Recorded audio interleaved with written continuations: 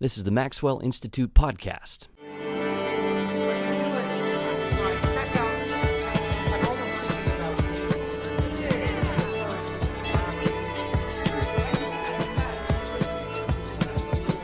I'm Blair Hodges. Thanks for listening to this episode. Every summer for the past 16 years, lucky groups of graduate students have been assembled to do research on Mormon culture under the direction of scholars Richard Bushman and Terryl Givens. In the past, students have looked into Joseph Smith's critics, the Golden Plates, early Mormon theology, Joseph Smith's cultural context, things like that. This year, 2014, the annual summer seminar on Mormon culture was hosted here at the Maxwell Institute. It was the 17th annual seminar. Claudia and Richard Bushman assembled 11 students under the theme, The History of the Mormon Family. The summer seminar is an intense immersion into Mormon thought. Students with a variety of academic and personal backgrounds come together to search documents and dig through archives and talk about what they find there, argue a little bit, help each other a little bit, and ultimately write papers on whatever interesting things that they come up with in the process. And I was able to participate in the seminar back in 2010, so it's been fun to think back on my experience as new seminar participants have come into the Maxwell Institute. So this is where the seminar's been held for the past several years, and I had close access to students who participated this year. I wanted to share some of their stories with you to give you a sense for what goes on at the seminar. The students presented papers at the end of July, and we plan to make those available on the Maxwell Institute website, just like we've made some papers from past years available there. In the meantime, this episode will introduce you to 6 scholars, women and men who spent this summer investigating aspects of the history of the Mormon family. As usual, the views expressed here are those of the participants. They don't necessarily reflect those of the Institute, BYU, or the LDS Church.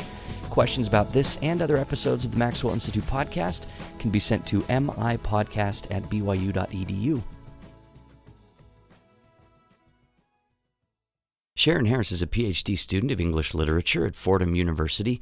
She said she hasn't done much academic work on Mormon topics before, although she is a lifelong member of the LDS Church.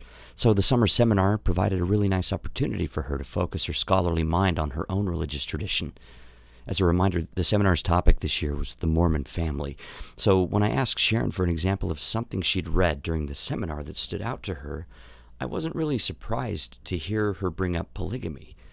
Plural marriage. It's a touchy topic, even though the LDS Church stopped formally practicing it about a century ago. Sharon referred to a really interesting memoir written by Annie Clark Tanner, a Mormon woman who practiced plural marriage. Annie found herself on the wrong side of history when the church discontinued the practice. She wrote about it in her memoir. It's called A Mormon Mother, and she wrote it in the early 20th century. As Sharon described Annie's experience, I thought about that old cliche that says that, by all accounts, the past really is a strange, foreign country.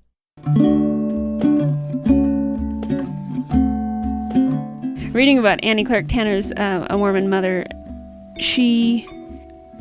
I don't know what I expected going into it, but reading about her trying to explain to her posterity why she did this thing, and looking back, talking about how she was trying so hard to be obedient, and she was defending the principle of the plurality of wives, as Orson Pratt puts it, and then finds herself in this marriage where she doesn't even spend her wedding night with her husband. She doesn't even have a dinner because she gets home to her family's home and they've all already eaten.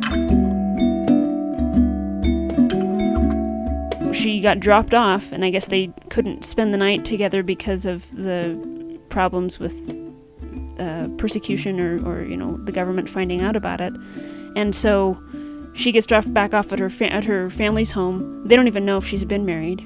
Everybody's looking at her kind of questioningly, and she admits that, okay, it happened, but I don't want to talk about it.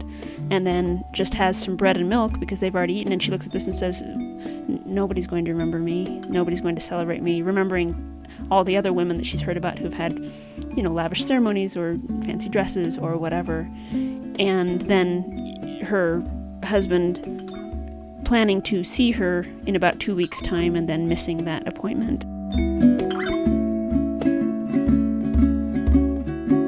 She felt disappointed, highly disappointed in her marriage. So she's being really honest with her kids Yeah. about telling disappointment, but how did she explain to them why she did it then? If, because it was...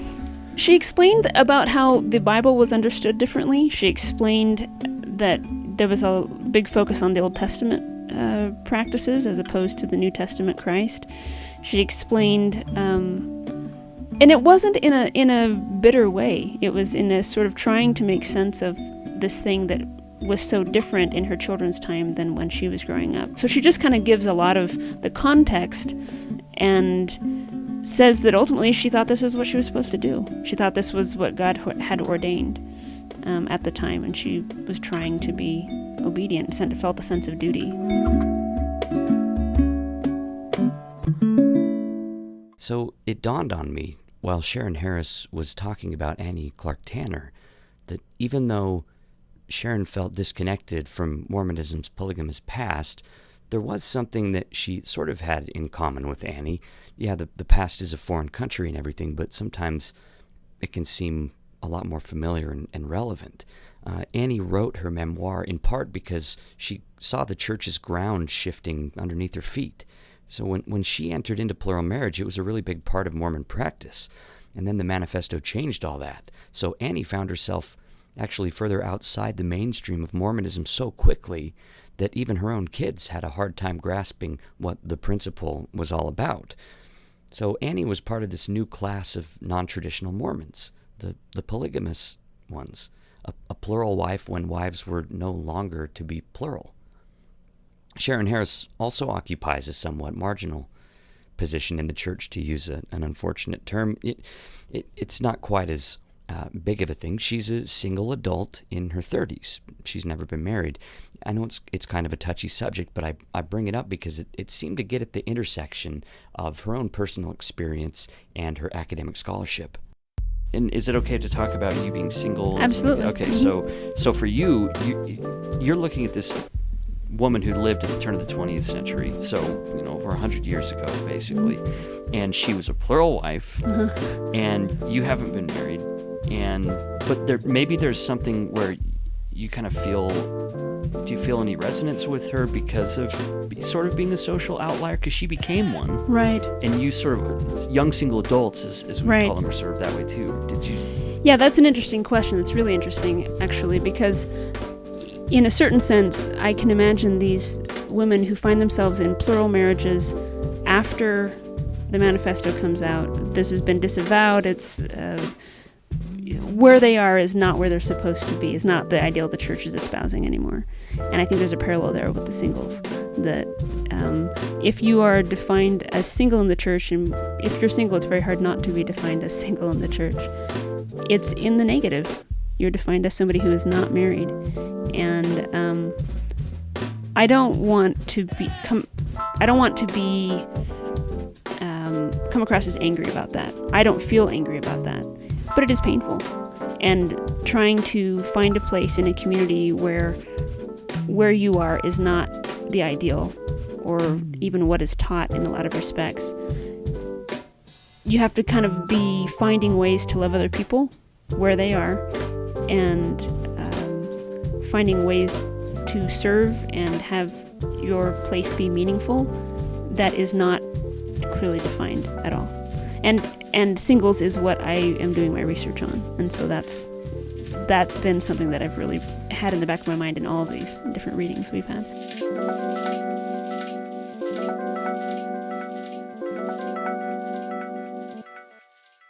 That's Sharon Harris. She's a PhD student in English literature at Fordham University.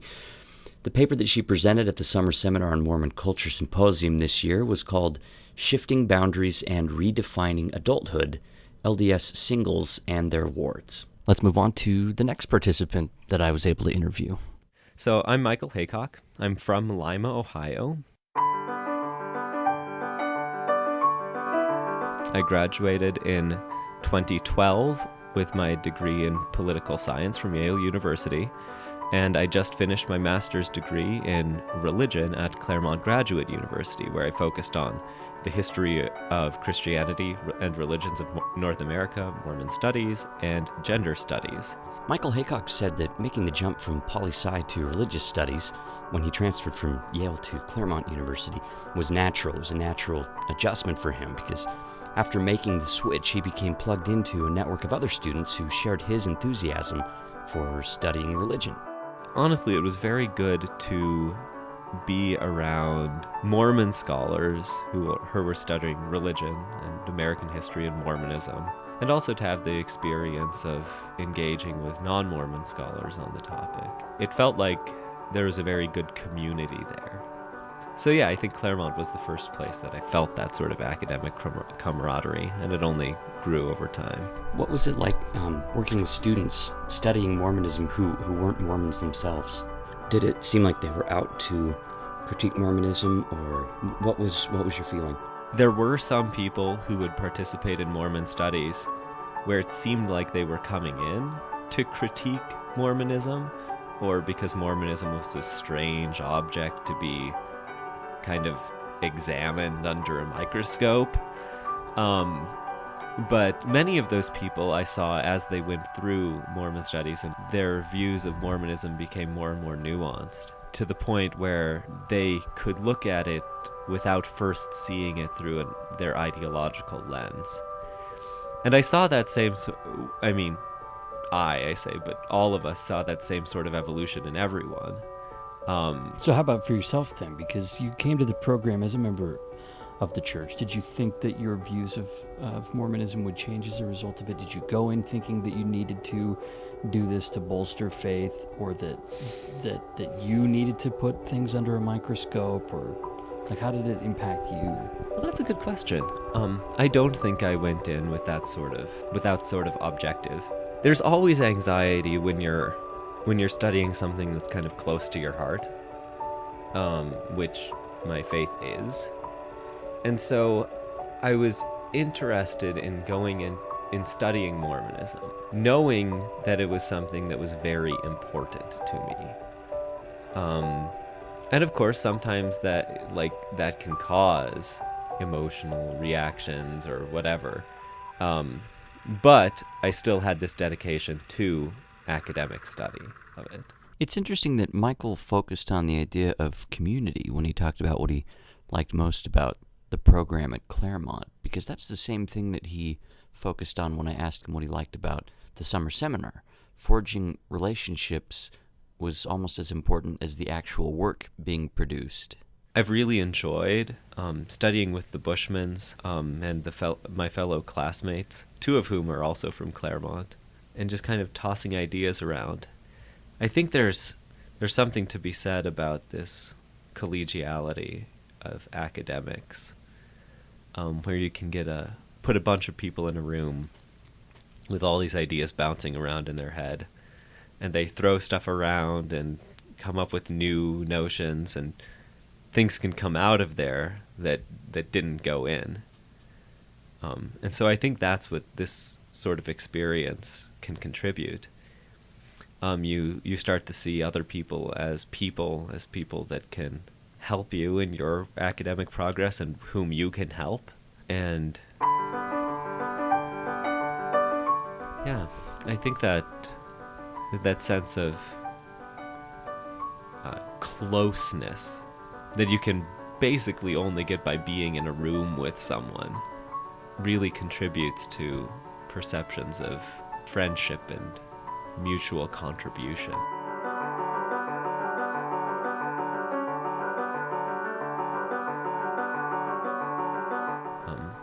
So I've really enjoyed that. I mean, we're talking about the history of the Mormon family, and I think that something the seminar sort of does is create its own little family. I mean, you read about the intergenerational relationships in the past, and I can see those things being forged here. I know one of the first nights the Bushmans had a welcome dinner at their house, and I saw Claudia Bushman holding the baby of one of the participants.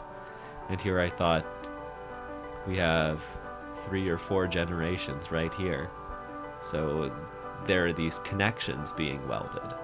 So I guess that's something that I didn't expect and has really hit me.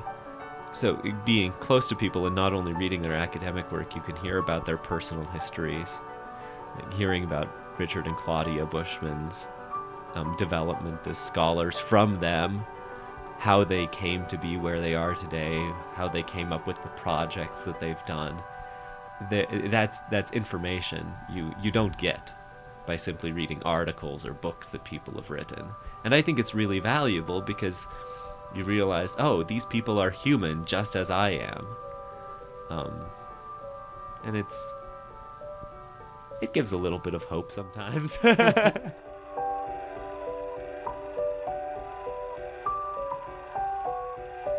That's Michael Haycock. He was a participant in the 2014 Summer Seminar on Mormon Culture, which focused on the history of the Mormon family. More on the way, including the seminar baby. If you listen closely to the next interview, you'll hear it in the background.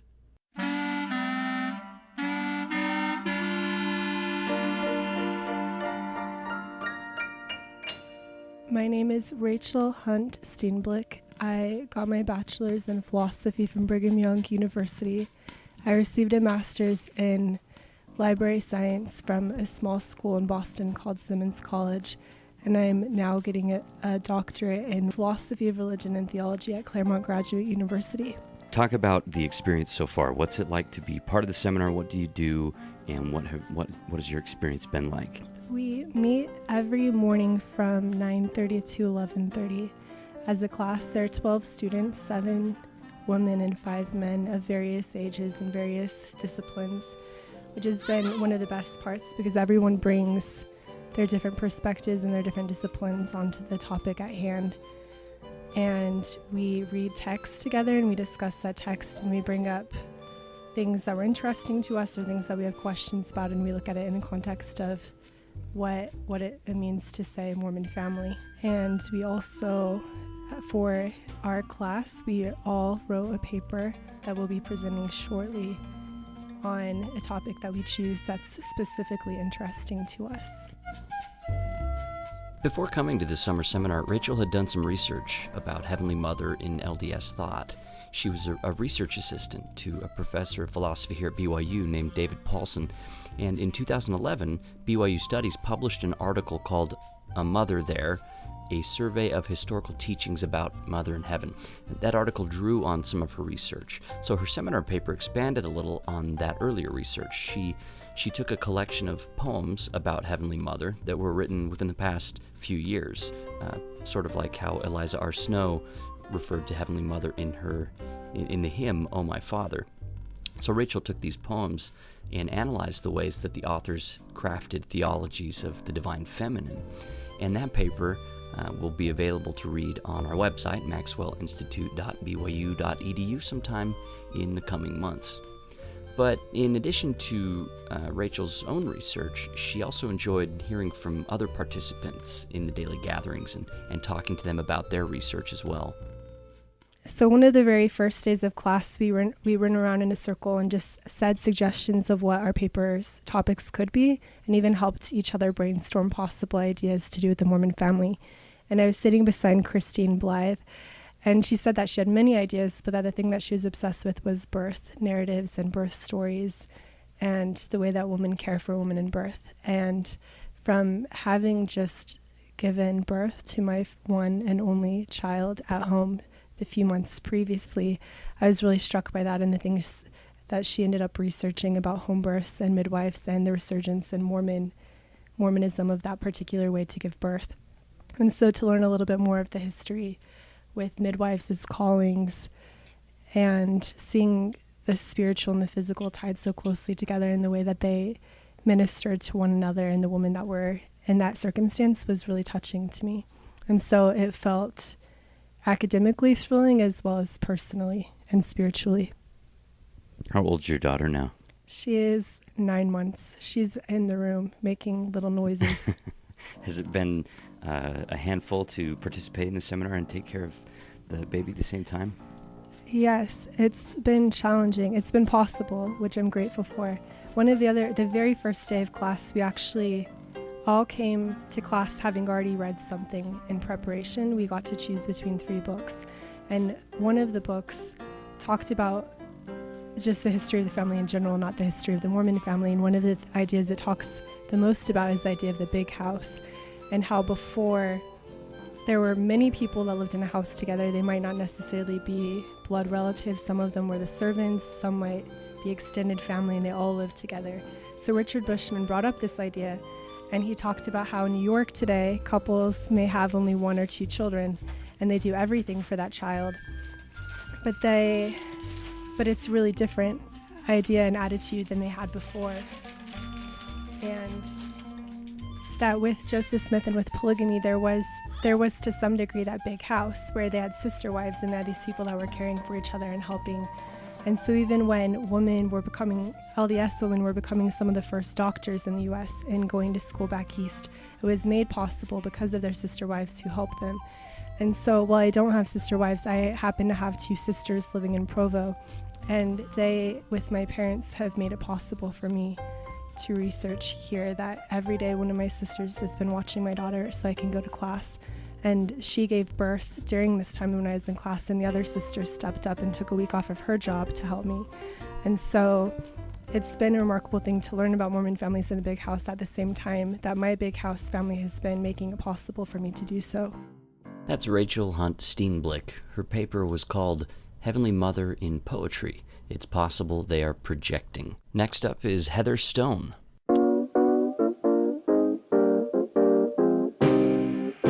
My name is Heather Stone. I'm a PhD student in the Department of Communication at the University of Utah. I'm studying communication in the Mormon Church, specifically as it relates to the young women population. It's an area that I feel is fairly understudied, especially in the second half of the 1900s. Was your undergraduate degree also in communication? No, I'm a bit of an odd man out in that I am probably the only person in the communication department at the University of Utah who has a Master's of Business Administration.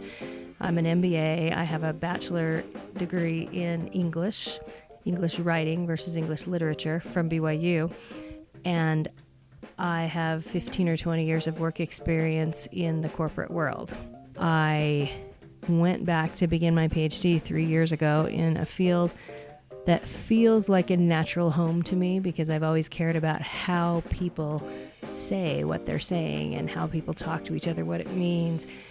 I didn't realize that all these little models I made in my business experience to explain why managers and supervisors were interacting with employees a certain way, I didn't realize those were all communication models, and there was an entire discipline studying it. So really it's a good fit for me, but there were a lot of mental leaps to make in order to succeed with the program. I didn't understand most of the terminology, and it was a new space for me.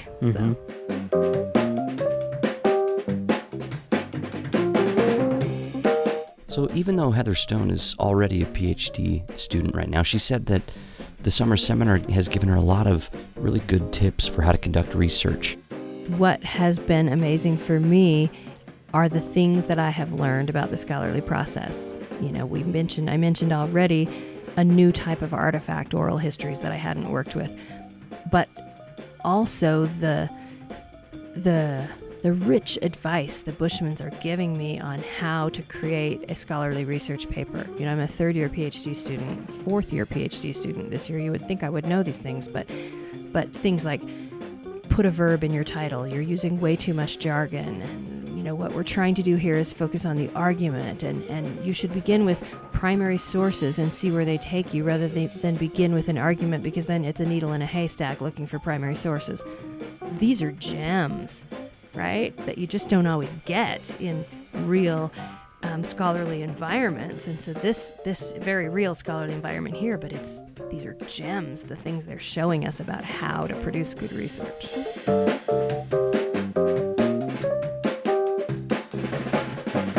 So while other seminar participants were combing through old records and reading old newspapers and looking up documents or census records, Heather was busy creating her own primary sources by conducting oral interviews. Oh, the oral histories I've been gathering have been amazing. I have spent 1 to 2 hours with each of 9 women, and the area I'm focusing on is women who were LDS teenagers and who moved from a non-Mormon community to a Mormon community in high school or early college. So it's the socialization aspects of the Mormon experience, and what's it like to move from a place where the church is a religious institution that is one part of your life to a place where the church is a social institution that dominates almost all areas of your life. And the things these women have had to say about that experience, so full of pain, so full of joy, and such a reconciliation in their own teenage minds of how to navigate their religious beliefs in this completely new social setting. It's been fascinating. More just ahead on this episode of the Maxwell Institute podcast, but I want to take a moment to remind you that you can help us out if you go into iTunes and review this podcast. Leave your thoughts about the shows that you've enjoyed, some of the things that you've liked about the Maxwell Institute podcast. Share it with your friends. Help us grow our audience.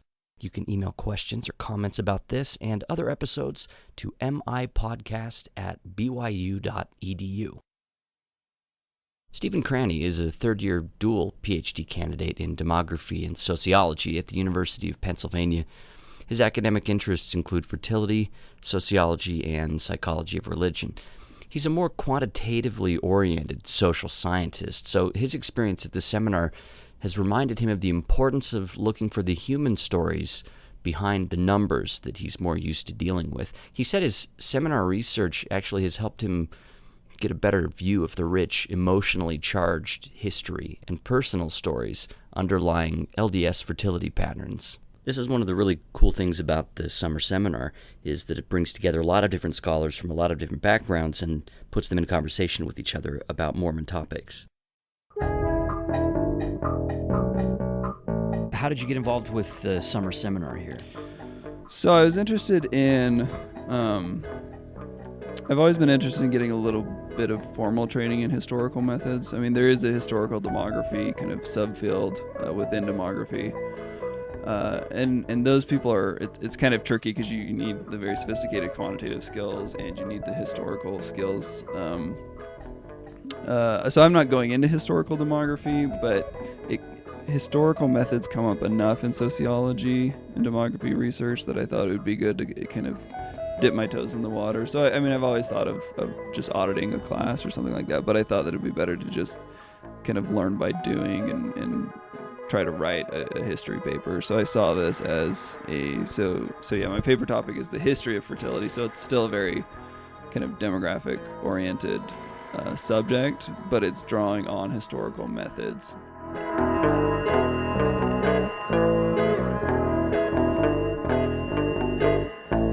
The paper Stephen ended up writing for the seminar focused mainly on fertility and Mormon rhetoric about childbearing during the first, I think, 2 decades or so of the church's existence. So it's like the 1830s through the 1840s. And when we spoke, he was still kind of in the middle of putting the paper together before he presented it. Mormonism, in terms of its fertility patterns, is actually interesting from just a general sociological perspective because, I mean, there's been this big literature on the relationship between religion and fertility. Lately, there's been more of an emphasis on baseline religiosity and its effect on fertility. So there aren't that many differences between different religious groups and fertility. There used to be one with like Catholics and Protestants. Those differentials have flattened. Catholics don't have any more kids than Protestants now. So across the board, or even in once you control countries? For all these other I'm just thinking specifically of the United States, but in Europe it's the same too. Catholics in Europe don't have any more once you control for all these other factors. So the denominational affiliation doesn't really appear to be related to how many kids you have, with a few exceptions, and Mormonism is one of those exceptions. So I think the Mormon case is interesting because we can really track from the beginning of the religion. We can sort of track the development of these fertility norms and how they operate on fertility outcomes. Because, presumably a lot of religions have fertility norms. Like what would a fertility norm be? Is that an idea that's... Oh, yeah. So expectations about fertilities or about having children or ways of seeing the act of having children. And with the Mormon case, the record, we have enough data in terms of what was said, and we have very good genealogy data for the quantitative aspect of it. So it's really this prime case to be able to connect fertility teachings with fertility outcomes. Whereas a lot of people that have kind of talked about that in mainstream sociology, it's been very superficial. They haven't really dug deep into like the specific pronatalist kind of pro having children imperatives that are given in these different religions. So this is an opportunity to sort of dig a little deeper. So what exactly are you finding as you dig a little deeper? Well, so right now I'm drawing on a disparate set of theological developments that happened kind of Nauvoo era a little bit and kind of a little bit pre-Nauvoo. So the connection between, for example, this new idea of the continuation of family relationships beyond the grave. There's some of that rhetoric is a little bit pro-childbearing because it's like, well, we can have children and you can have them in the hereafter. So there's that strand. There's the polygamy strand that comes in because the only kind of explanation that's very directly given for polygamy in the two cases that we have it is it's a demographic issue. It's right to bear children, raise up seed, multiply and replenish. Yeah, exactly. And so there's the polygamy aspect. So I'm looking at the polygamy. Was that borne out? Did polygamy actually?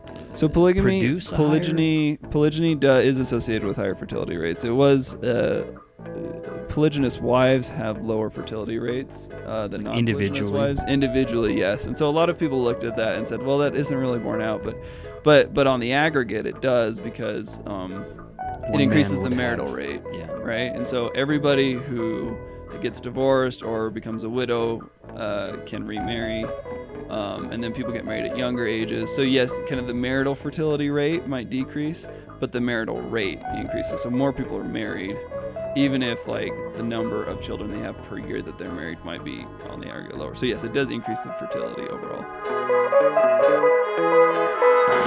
So that's Stephen Cranny. He's a PhD candidate at the University of Pennsylvania studying demography and sociology.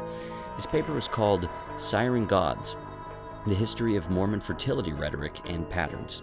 And that paper will be available for you to read along with other papers from this year's seminar at our website, maxwellinstitute.byu.edu, in the coming weeks.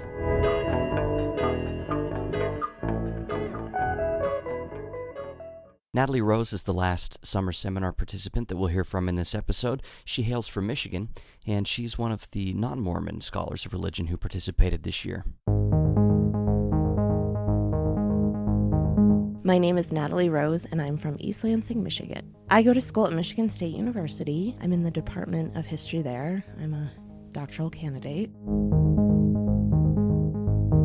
So you study women's history primarily. And also religion as well? No, well, it's interesting. The reason I ended up in Mormon studies is that Mormon history is that my husband's family actually used to be, it goes back a few generations. He's not LDS and his parents and grandparents aren't, but it goes back, he has a Mormon family. So he's actually related to Ebenezer Bryce, of Bryce Canyon. So he's kind of what got me interested in this anyway. And there was a moment in my family where some people I'm related to ended up becoming members of a Christian faith, not Mormonism, but a different faith, around the time I got my MA. So in a way, I needed to figure that out. And I think I realized I didn't know anything about the history of religion. Like, I knew some things, but the way I go about things is if I don't understand something that I feel like I should know more about, looking at the history. I mean, this might seem really obvious to people like me and you know, who study history, but for others, it's maybe not as obvious, but for me, it's to go back and look at how we got to where we are. And so studying Mormonism became a way for me to channel my interest in religion. But when I started to learn more about it, I was like, how come I don't know anything, first of all? I mean, I was shocked I didn't know anything. And then I started to become very, very interested in the stories of the women I was reading about from the beginning. So you're nominally religious yourself. You're raised a Catholic, but not really practicing. Right. But now you've found this interest. Yeah. Are there a lot of scholars that you've interacted with that have that same kind of background, or do you find that most people that are studying religion are also themselves like more actively religious as well? That's a really interesting question, because I find that a lot of people, well, specifically within the world of Mormon history, Mormon studies, almost everybody, I mean, I know a few non-members who are doing great work studying it, but from my understanding, they all happen to be religious in terms of that they do go to whatever church they go to. And of course, there's the Mormon scholars who are, everyone I know is very active church members, loves their church. I have met people who are not regularly active in a particular faith. However, they seem to be, there's something about studying religion that makes you wrestle with questions of that. And I certainly have myself over these past few years. I grew up in New York City, where I feel like the two religions I was exposed to most were Judaism and Catholicism. And in New York City, it's not that people aren't religious, but you don't have many Protestants going to church on... No, there's many Protestants there, but I just wasn't exposed to that. But in Michigan, where I was born and most of my family lives, you know, there's Episcopalian, there's Methodist, there's, I mean, many Catholics, there's Dutch Reform on the West Side. So it's interesting. I've talked with other New Yorkers who feel like they didn't grow up really knowing that much about or interacting with people they thought they knew were Protestants on a day-to-day basis. So in a way, I don't feel like I had much religious literacy growing up. Like, I knew about being Catholic, I knew what that was. There's been different points where I've gone to church a lot. It's really important to who I am. I mean, I am a Catholic through and through in many ways. I mean, people might argue with that statement who are more observant, go to church every Sunday. However, I've really come down to the question of, is if you self-identify, that's really interesting, and why do you self-identify that way? So that's been the biggest question I've been dealing with. But that's a really interesting question, because I've been thinking about my faith more and more through these last few years and what that means. How has it been in terms of coming to Mormonism? Have you felt any suspicion on the part of Mormons that you've interacted with, or that see a non-Mormon involved in Mormon studies? I get a lot of questions about how I ended up in this field of work, which I think is interesting in and of itself, because I know people who might study Lutheran history and they don't get the same questions. I mean, they might not be a member of the Lutheran Church, but I think it's an interesting question. I mean, given where, you know, what Mormonism is thought of in the broader culture, I mean, I get questions all the time back home from people who don't know anything about Mormonism, and it's gotten exhausting to say, no, they're not polygamists. But it's just like, you know, after a while, I have to say, I've never felt like I've been met with suspicion. I feel that I've had a lot of questions from certain people, but for the most part, I have felt heartily welcome into the community. The first time I came to BYU, it was hilarious. I was so nervous because you hear all of these things like the honor code and, you know, just the different stereotypes and rumors. And I came here and it was lovely. I mean, I was totally overdressed to go to the archives the first day. And then I feel like I've had fellowships from the Red Center. Now being at the summer seminar, I really feel very welcome at BYU. Now, Natalie, you already presented your paper at the symposium that results from the summer seminar. Can you describe your paper briefly? I presented a paper on how the Young Ladies Mutual Improvement Association, which was then called the Young Ladies, and Relief Society started homes in Salt Lake City for women or girls who are coming to the city that didn't have a place to stay, didn't have a suitable place to stay. Why would they be coming to the city, first of all? Well, there's a lot of reasons they would be coming to the city. The first one would be, it seems that because of growing urbanization, more and more young people were coming from the rural areas to work because they had to make money either to maybe help support their families, or maybe they just wanted to, you know, get away and look at a new life. I also think we cannot forget the impact of the railroad coming through in 1869. I mean, it changes the dynamic, and we have more and more non-Mormons. I mean, we have the different surges of non-Mormons coming through, but that really changes the face of Salt Lake City. And of course, Ogden. I mean, Ogden is where it's going on. I mean, young women just were coming to the city to work, so they needed a suitable place to stay. And so the Relief Society and Young Ladies both had different versions of trying to get boarding houses for young women. And then finally in 1920, if I'm getting my dates right, the Young Ladies got the Beehive House to be able to use for a boarding house. Even the Lion House was actually used as a place, I believe, for women to go during the day. So, okay, we have the Beehive House and Lion House. This is fascinating. This is endlessly fascinating. So I mostly wrote my paper about the need to provide safe spaces for young women and how that fit within larger movements of the time, because we have this settlement home movement, rescue homes, the beginning of the Young Women's Christian Association. There's a lot of different reform groups, religious groups that were really intent upon offering safe spaces in the city.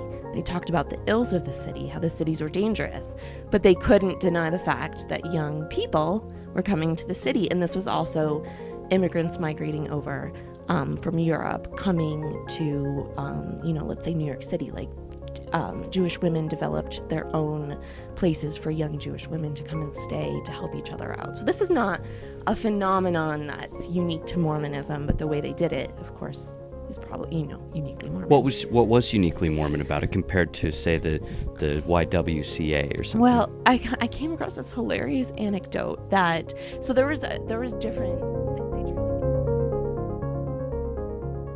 If you want to know about Natalie Rose's hilarious anecdote, you'll need to check out her paper that she presented at this year's annual summer symposium on Mormon culture.